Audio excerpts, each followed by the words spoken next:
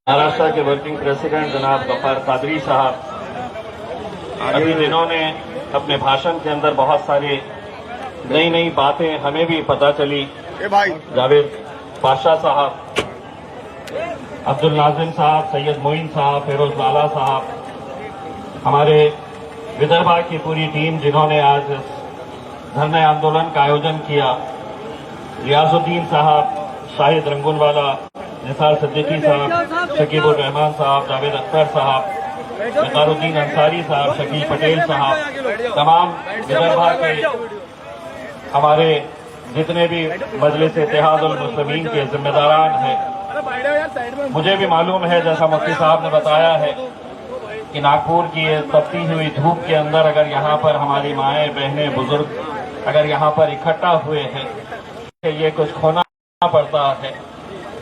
हमें काफी देर से आप लोग यहाँ पर बैठे हुए हैं। हम लोग यहाँ पर जो आए हैं वो एक मकसद के तहत आए हैं। अगर हम सड़क के ऊपर नहीं उतरेंगे, अगर हम सरकार को अपनी आवाज नहीं पहुंचाएंगे, तो ये वो दौर नहीं है कि जहां पर आपको ये सरकार आएगी और ये कहेगी कि लीजिए हम आपको ये दे रहे हैं, ये रिजर्वेशन आपको चाहिए ले लीजिएगा। यहाँ पर जो झोपड़पट्टियां बसी है, उन झोपड़पट्टियों को रेगुलराइज करने के लिए सरकार आपके पास नहीं आने वाली है। आपको अपने हक के लिए लड़ना होगा और वही लड़ाई की शुरुआत हम यहाँ पर आप लोगों के साथ करने के लिए आए हैं। हम 5% अगर रिजर्वेशन मांग रहे हैं तो ऐसा नहीं है कि हम अपने मर्जी से कह दिए हैं कि हमको 5% दो, 10% दो, 15% दो। अदालत के अंदर जब ये मामला गया था तो अदालत ने बहुत सारी कमीशन की रिपोर्ट पढ़ी थी, चाहे वो सच्चर कमीशन हो, महमूद रहमान कमीशन हो, रंगनाथ मिश्रा कमीशन हो या कुंडू कमेटी की रिपोर्ट हो। ऐसे बहुत सारे कमीशन और कमेटियों की रिपोर्ट को पढ़ने के बाद अदालत ने ये कहा था, बॉम्बे हाईकोर्ट ने यह कहा था कि मुसलमानों को 5% रिजर्वेशन मिलना चाहिए। अगर हम अदालत के कहने के बावजूद भी अगर ये सरकार हमें नजरअंदाज कर रही है, अगर हमारे साथ इंसाफ नहीं कर रही है, तो वो ये जानती है कि ये कौम के अंदर जो लड़ने की कुव्वत होनी चाहिए, वो लड़ने की कुव्वत खत्म हो चुकी है। कि हम इनसे अगर इनका अधिकार छीन लेंगे तो ये सड़क के ऊपर आने वाले नहीं है। इनकी लड़ने की ताकत खत्म हो चुकी है। हम उन्हें ये बताना चाहते हैं कि कुछ महीने पहले हम मुंबई के अंदर इसी रिजर्वेशन के मुद्दे के ऊपर चलो मुंबई का नारा लगाए थे। सारी कोशिशें की गई थी कि हम मुंबई तक नहीं पहुंचना, लेकिन अल्हम्दुलिल्लाह आप लोगों की ताकत थी, गए और मुंबई में ये आंदोलन सिर्फ यहां पर शुरू हो रहा है, यहां पर खत्म हो रहा है, ऐसा नहीं है। हम आगे भी ये आंदोलन जारी रखेंगे। अभी हम सबको नागपुर की सभा की ओर चलना है और सरकार को ये याद दिलाना है कि हम अपने हक के लिए आए हैं, वो हक जो हमें संविधान के तहत मिलना चाहिए। मैं आपको ये बताना चाहता हूं कि डॉक्टर भीमराव अंबेडकर साहब ने क्या कहा था। तालीम हासिल करने के बाद मैंने राजनीति का रास्ता इसलिए इख्तियार किया कि सत्ता के अंदर हिस्सेदारी के जरिए मैं अपने समाज की मदद कर सकता हूं। आज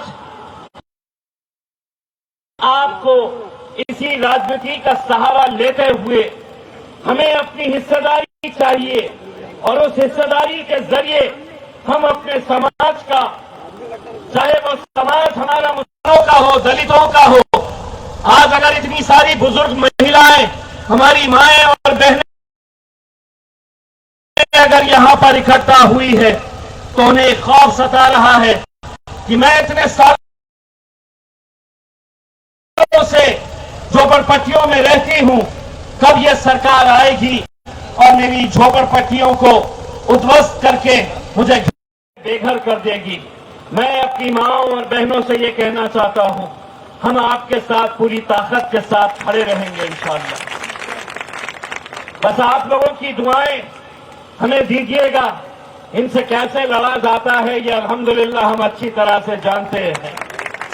अगर हम दिल्ली पार्लियामेंट के अंदर नरेंद्र मोदी साहब से आंखों में आंखें डालकर सवाल कर सकते हैं, के दिन हम ये कहना चाहते हैं कि एकनाथ शिंदे साहब हो या देवेंद्र फडणवीस साहब हो, हमारी खामोशी से हमारी शराफत का अंदाजा मत लगाइएगा।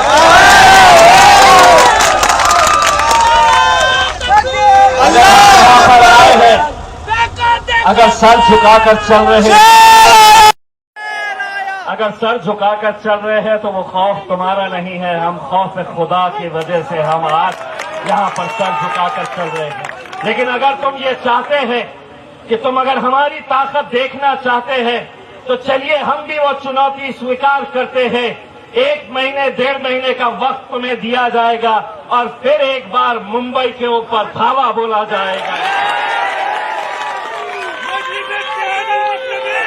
अगर ताकत के जरिए ही अगर तुम्हें हमारी बात समझ में आती है तो यकीनन हम वो चुनौती स्वीकार करने के लिए तैयार हैं।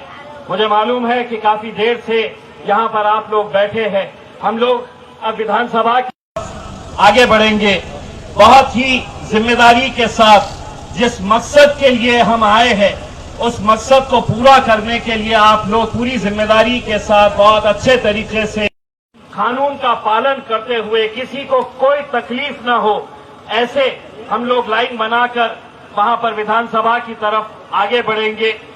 कहीं अपने मकसद से भटकने मत दीजिए, कहीं अपने जोश को बेकाबू मत होने दीजिए। हम एक मकसद के लिए आए हैं और इंशाअल्लाह उस मकसद के अंदर हम कामयाब होंगे। इसकी शुरुआत हम यहाँ पर नागपुर से कर रहे हैं। बहुत बहुत शुक्रिया। वाखिर दावत।